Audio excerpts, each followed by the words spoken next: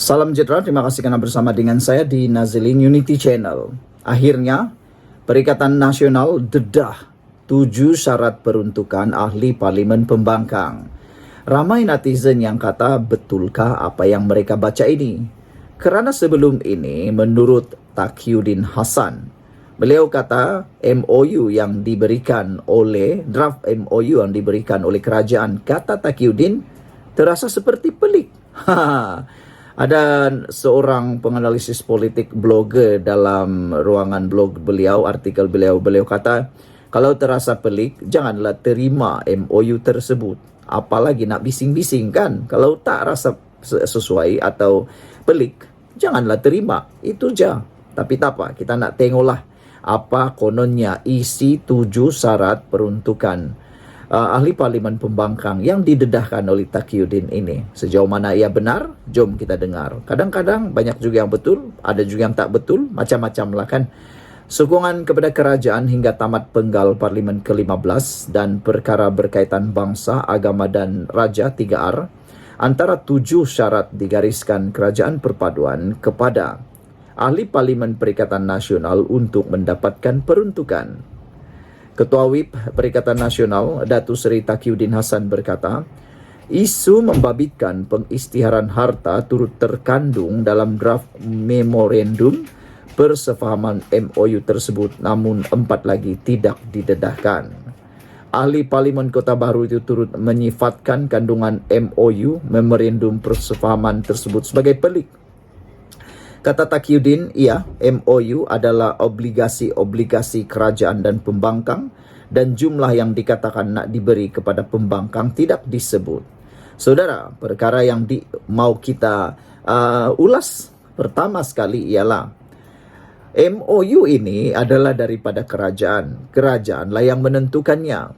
Siapa yang nak berunding, itulah yang akan menerimanya. Dalam kes ini, kerajaan perpaduanlah yang akan menawarkan syarat. Yang akan menerima syarat ialah Perikatan Nasional. Jadi, kalau tak rasa sesuai, Perikatan Nasional haknya ialah tidak menandatangani MOU tersebut. Tetapi hak untuk kerajaan pula ialah bergantung pada syarat tersebut. Jadi, buat apa Taqiyuddin rasa pelik?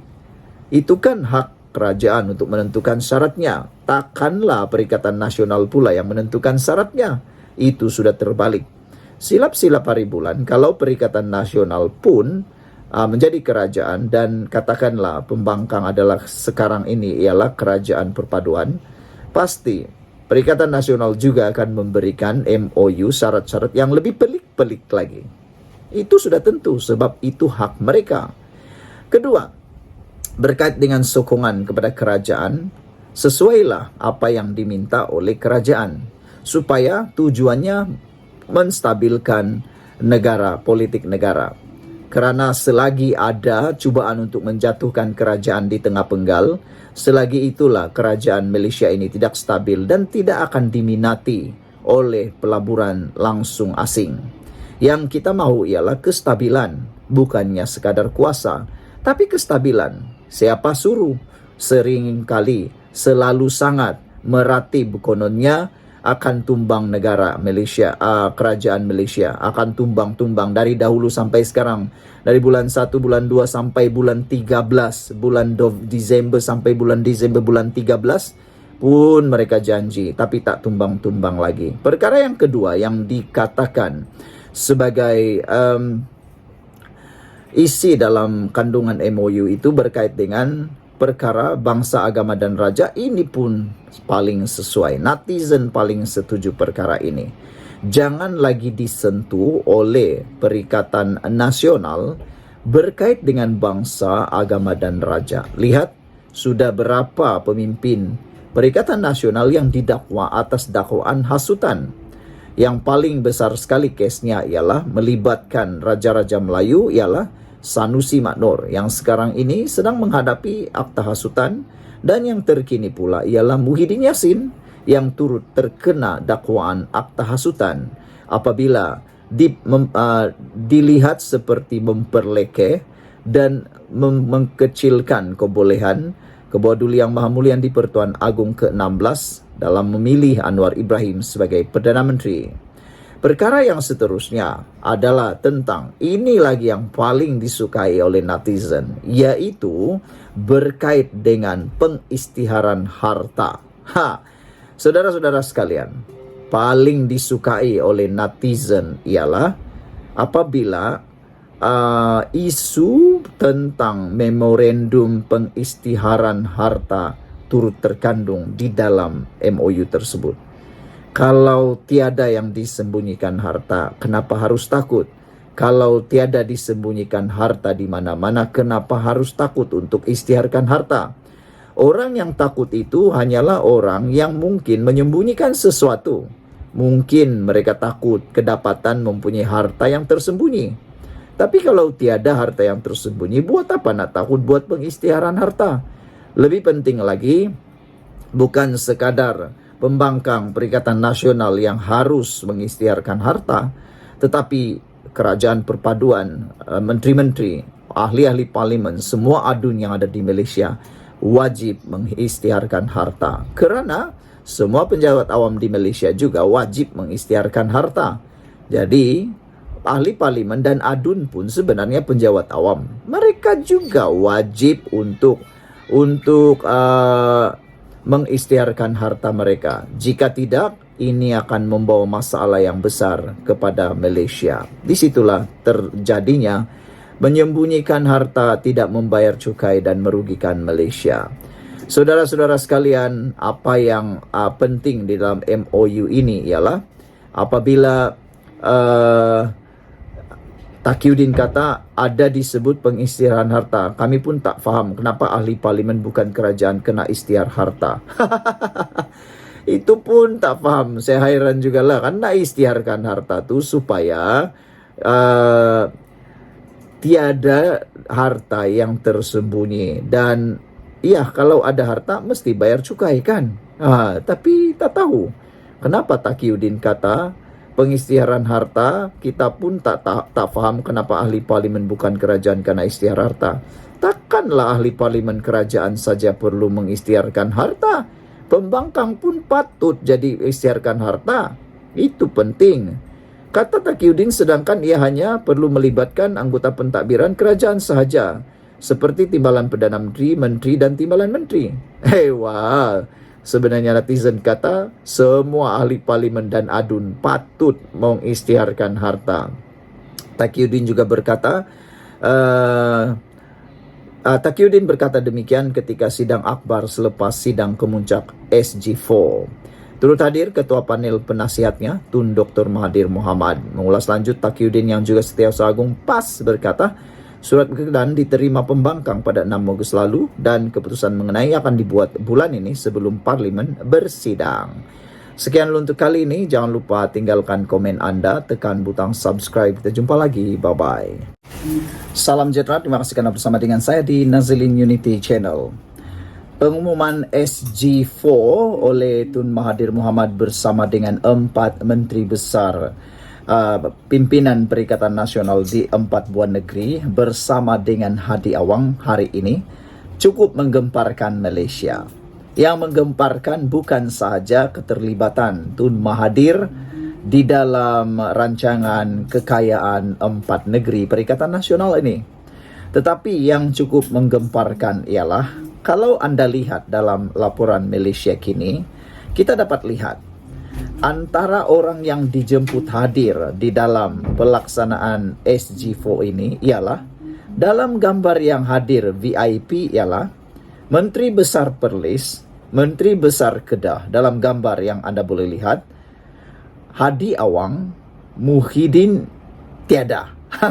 Tersebut pula awal. Yang ada Tun Mahathir, Samsuri, Menteri Besar Terengganu, Menteri Besar Kelantan dan Ketua Whip Pembangkang iaitu Taqiyuddin Hassan. Yang menjadi persoalan petang ini ialah di mana kedudukan Muhyiddin. Padahal Muhyiddin ialah pengerusi Perikatan Nasional.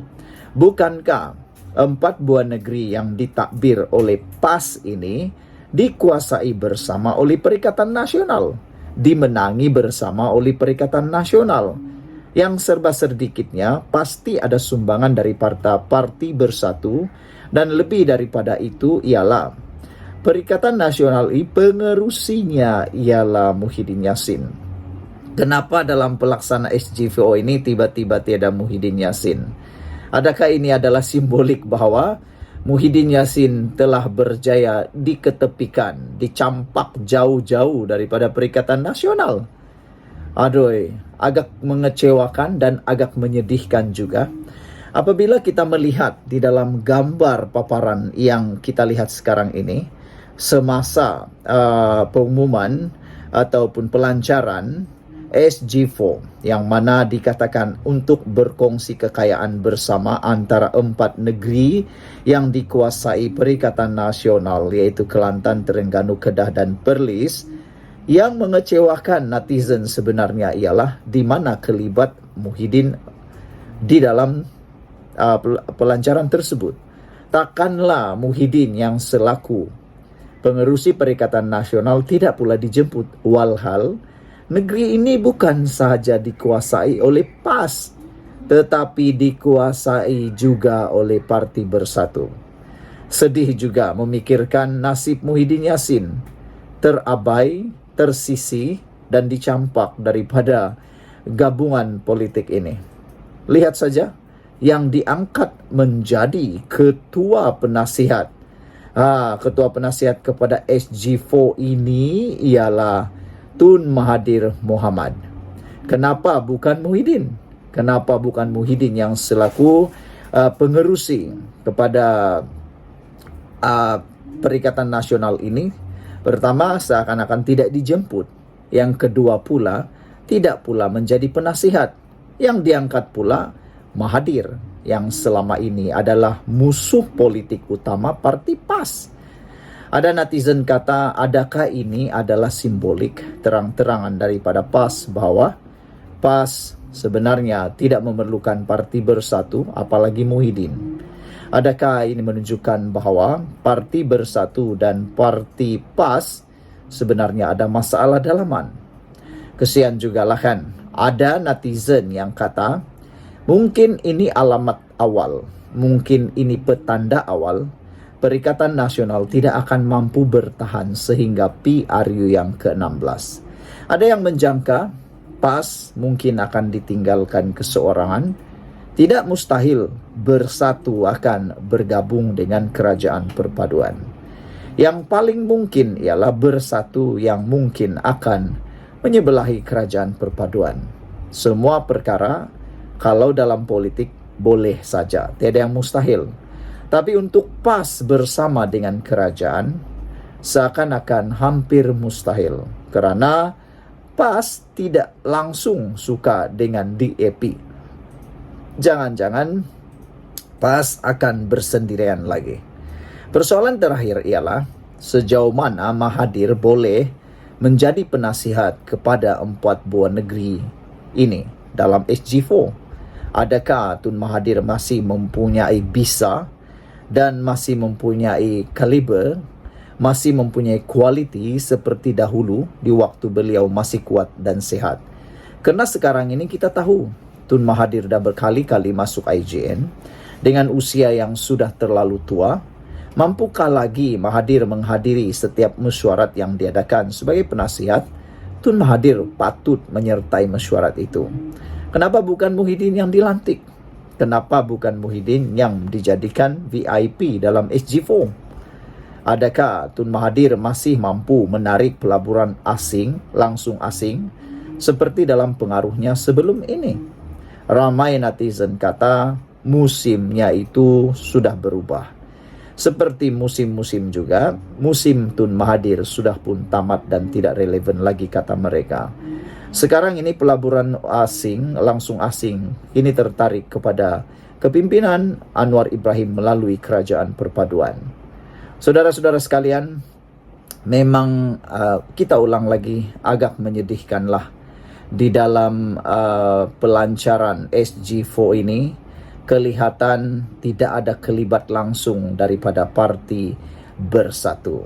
Walhal 4 buah negeri ini ditakbir kongsi oleh Perikatan Nasional dengan komponen Perikatan Nasional, terutamanya Bersatu, dan ada beberapa parti daripada gerakan. Namun tak pasti kenapa tidak dipaparkan dalam gambar ini. Tiada gambar Muhyiddin, tiada juga gambar wakil daripada parti gerakan. Yang ada 4 orang menteri besar, yaitu dari Perlis, Kedah, Terengganu dan Kelantan. Dan Hadi Awang Adah sebagai Presiden PAS dan Taqiyuddin selaku Ketua WIP Pembangkang. Tapi kenapa tiada pengerusi Perikatan Nasional? Ada netizen kata sepatutnya kalau ikut hierarki, Muhyiddin Yassin lebih tinggi daripada Mahathir. Muhyiddin Yassin lebih tinggi daripada Hadi. Hadi hanya presiden parti PAS. Muhyiddin pun presiden parti Bersatu. Tapi Hadi Awang hanya timbalan penasihat. Muhyiddin pula penasihat Perikatan Nasional. Apa sudah jadi dengan protokol mereka ini? Jangan-jangan inilah timbul permulaannya sakwa sangka antara PAS dan Bersatu yang mungkin akan membawa kepada kejatuhan Perikatan Nasional itu sendiri. Sudah pernah berlaku sebelum ini, yaitu Muafakat Nasional. Apabila PAS secara diam-diam bergabung dengan Parti Bersatu membentuk Perikatan Nasional. Kali ini tak tahulah, adakah ini secara diam-diam mereka menubuhkan SG4 ataupun memang diketahui oleh Muhyiddin. Sekian untuk kali ini. Jangan lupa tinggalkan komen Anda.